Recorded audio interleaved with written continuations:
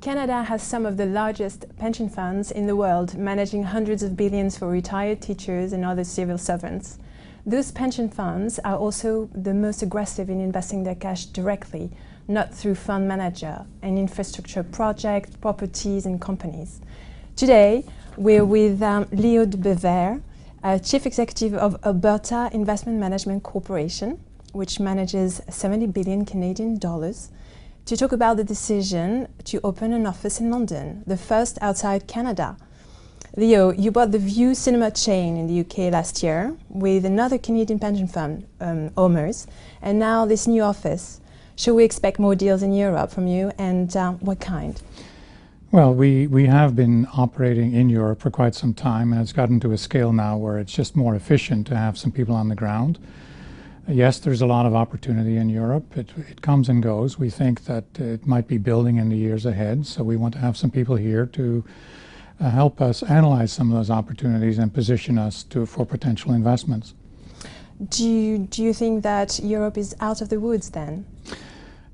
There's never an out-of-the-woods stage. I think there's still a lot of fiscal issues to deal with. There's a big debate about the structure of Europe on the continent and the future of the euro, but we think that amidst all that confusion, if you can analyze a little bit better than the next guy what's going to happen, that could create opportunity, and that's what we're banking on.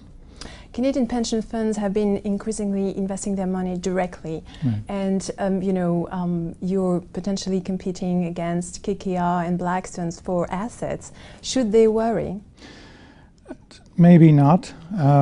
We are very pragmatic about what we do ourselves. If we can attract the talent and compensate it fairly, then we will. And of course, that's one of the advantages of the Canadian pension funds, that they can attract talent on a commercial basis. But the cost advantage of doing it internally, if you can attract the talent, is a ratio of 4 to 1. So we're part of a disintermediation exercise to make the industry more efficient. And in some cases, we still work quite happily with managers. In other cases, we find we can do it ourselves quite nicely. What could really go wrong this year, you think, when you look at the state of the world economy, Leo? Well, the world economy is growing a little better than it has in previous years, so that is positive on its own. You could have something coming completely out of left field, as in some political event that no one can anticipate. And that would probably cause a reanalysis of the returns on the valuation of stocks. And you could have a stock decline because of that. The more likely event sometime this year or maybe next is that people finally realize that central banks can't forever keep propping up the system, and interest rates will have to go up to provide bondholders with a decent long-term return.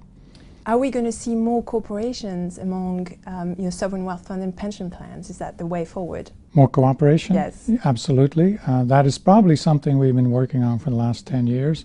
It's been very difficult because when you cooperate with another fund or another pension plan, the decision-making process has to line up. You have to have a common approach to making investment decisions in terms of return, appreciation of risk.